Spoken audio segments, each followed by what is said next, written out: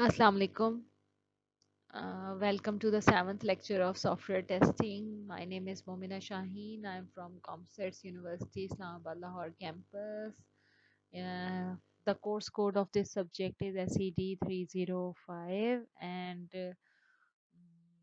we are having the seventh lecture. In which we will learn the origin of defects and how it is originated. The origins are these listed, which we will try to explore. One first is requirement defects, then followed to the test cases defects and regression testing. In this part of the lecture, we will see these types of origins of defects. Others will be seen later in next videos. So let's start the lecture.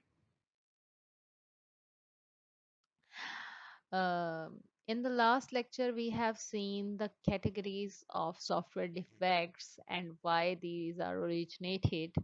So these are the categories of errors. As we have studied in last lecture, that errors are either the error of commission or omission or clarity and ambiguity. Now let's see how these four errors and why these four errors are occurred, and from where these errors are originated, in which phase of the software. So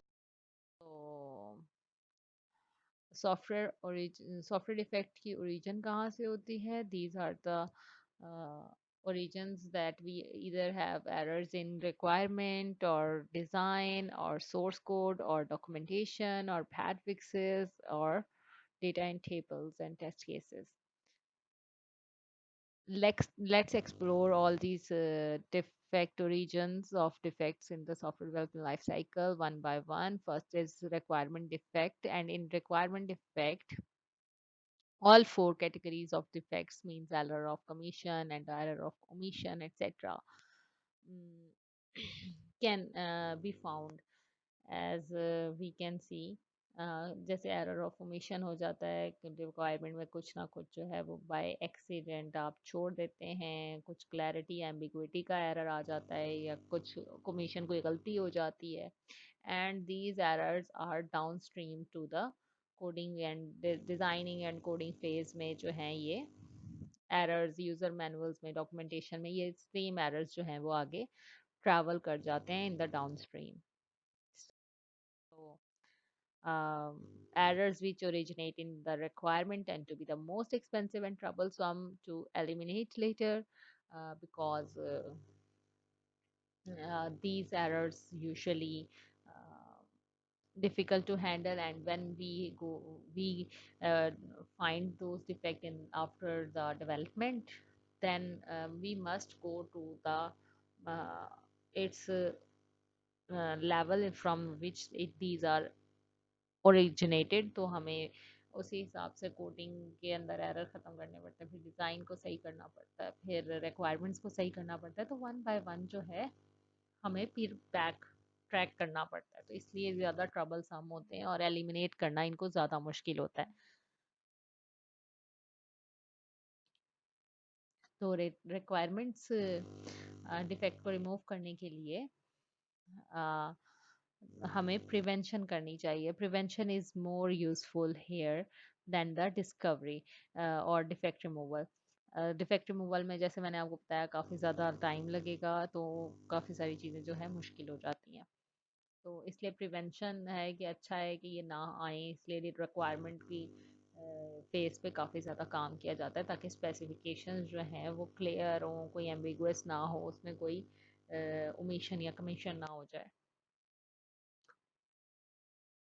so for large system जो है, as we as the system grows complex, the more detailed requirements are here. तो large system के लिए complete होनी चाहिए requirements, और during life cycle जो है उनकी कंप्लीट इंस्पेक्शन होती रहनी चाहिए. तो रिक्वायरमेंट्स जो हैं वो पर मंथ ड्यूरिंग डेवलपमेंट जो है वो इंक्रीज भी होती रहती हैं।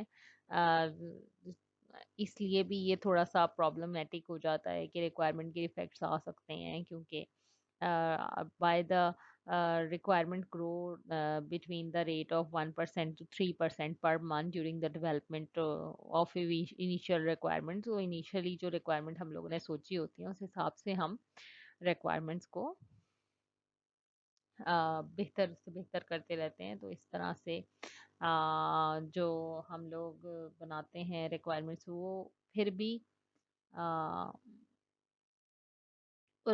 फाइनल वर्जन से थोड़ा सा डिफर कर रही होती है, चेंज होती हैं, तो इस वजह से भी रिक्वायरमेंट इफेक्ट्स आ जाते हैं। अ,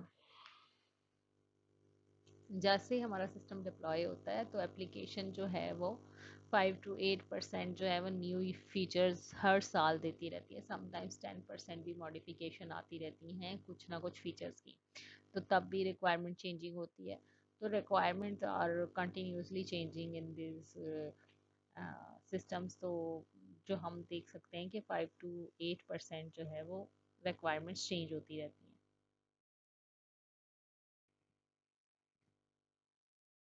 रिक्वायरमेंट डिफेक्ट्स के कुछ एरियाज देख लेते हैं कि कहाँ पे जो है रिक्वायरमेंट डिफेक्ट हो सकती है। तो और उसको किस तरह से ओवरकम किया जा सकता है।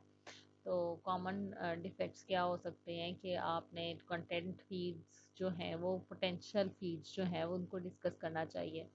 इंटरनल क्या कंटेंट होगा, उसका एक्सटर्नल क्या कंटेंट होगा, कंटेंट के अंदर किस तरह से क्या चीज़ें होनी चाहिए, तो ये आपको वेबसाइट में रखना लाजमी है। इसी तरह से कंपनी प्रोफाइल, आपने बेसिक कंपनी की प्रोफाइल जो है वो बतानी है, किस तरह से उनके प्लान्स होंगे, क्या एक्सपेंशंस हैं, क्या चीज़ें हैं, तो आपको वो बतानी होती हैं। तो कंपनी प्रोफाइल्स के साथ साथ आपको पता होना चाहिए कि कौन से उनके कस्टमर हैं, कौन से नहीं हैं। तो ये रिक्वायरमेंट के लिए बहुत ज़्यादा ज़रूरी है।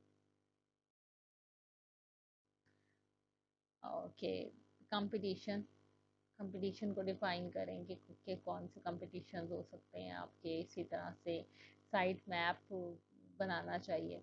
समटाइम्स क्या होता है, आपने नेविगेशन प्रॉपर नहीं दी होती है, एक जगह एक पेज से दूसरे पेज पे जा रहे हैं लेकिन किसी और पिछले कोई 4-5 पेजेस वहाँ पे मूव करना है, तो उसके लिए प्रॉपर नेविगेशन सेट नहीं होती। तो आपने नेविगेशन मैप जो है या आप साइट मैप जो है वो बनाना है, ताकि आप उसी के अकॉर्डिंग जो है वो नेविगेट कर सको। टोटल पेजेस क्या हैं, उसमें गड़बड़ हो जाती है। मतलब आप लोगों को पहले से ही डिफाइन नहीं होता है आपने किस तरह से काम करना है, और इन्फॉर्मेशन जो है वो करेक्ट होनी चाहिए। हेडर और फुटर पे यूजुअली यहाँ पे बहुत ज़्यादा मिस्टेक्स हो जाती हैं। तो रिक्वायरमेंट्स के हिसाब से आपने जो है वो पता होना चाहिए। तो सम यहाँ पे जो चीज़ें, ये प्रॉब्लमेटिक एरियाज हैं, इनको आप अच्छे से पहले ही तैयार कर लो तो अच्छा है। Next is design defects. Design जो है वो रैंक करता है सोर्स ऑफ दोज एरर जो कि ट्रबल सम और एक्सपेंसिव होते हैं। और यहाँ पे भी चारों कैटेगरीज के डिफेक्ट्स हो सकते हैं: error of commission, omission, speed and ambiguity. क्योंकि डिज़ाइन की एम्बिग्विटी, डिज़ाइन एम्बिगुअस होता है तो आगे कोड जो है उसमें गलती हो जाती है। तो यहाँ पे भी इसकी जो है एरर्स देखे जा सकते हैं। The most common forms of design defects are errors of omission where things are left out, and errors of commission where the things are is something is stated that later turns out to be wrong। मतलब आप कोई ऐसा algorithm sometimes they देते हो, design error है वो, जो कि आगे चल के ज़्यादा कॉम्प्लेक्सिटी ला रहा है या कोई बग क्रिएट कर रहा है, तो that will be error of commission. और something is left out is error of omission. These two kinds of errors are most common.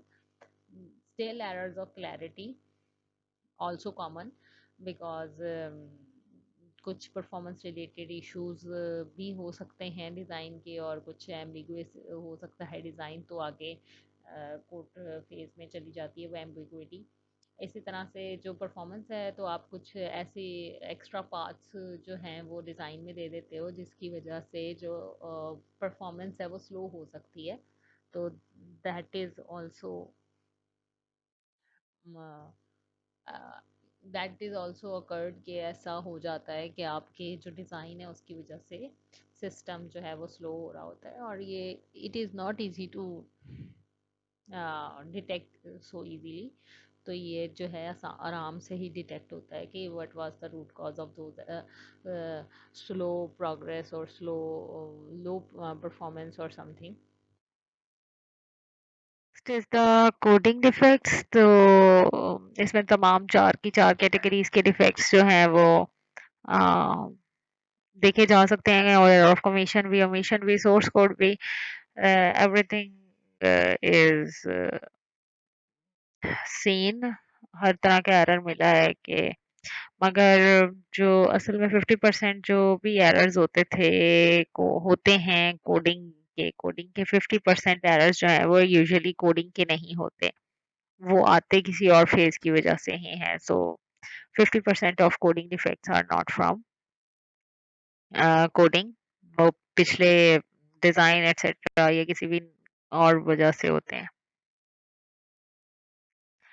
So majority of so-called programming errors are really due to the programmers not understanding the design, or not correctly interpreting the requirements. So coding defects इन वजह से होते हैं। Surprising situation नहीं है ये। Software is one of the most difficult product to visualise prior to we build it. तो इसलिए इसको विजुअलाइज करना जो है बहुत ज़्यादा मुश्किल है, क्योंकि एक तो ये बनी हुई भी चीज़ ऐसी होती है, इंटेंजिबल होती है, तो इसका डिज़ाइन क्या टेंजिबल होगा। तो डिज़ाइन जो है इसीलिए थोड़ा सा डिफिकल्ट होता है विजुअलाइज करके किसी ऐसी चीज़ का डिज़ाइन दिखाना जो कि खुद इंटेंजिबल है। तो इसलिए डिज़ाइन की वजह से एरर्स आ जाते हैं, या फिर क्योंकि कोडर्स को वो डिज़ाइन समझ नहीं आया होता या समथिंग लाइक दैट।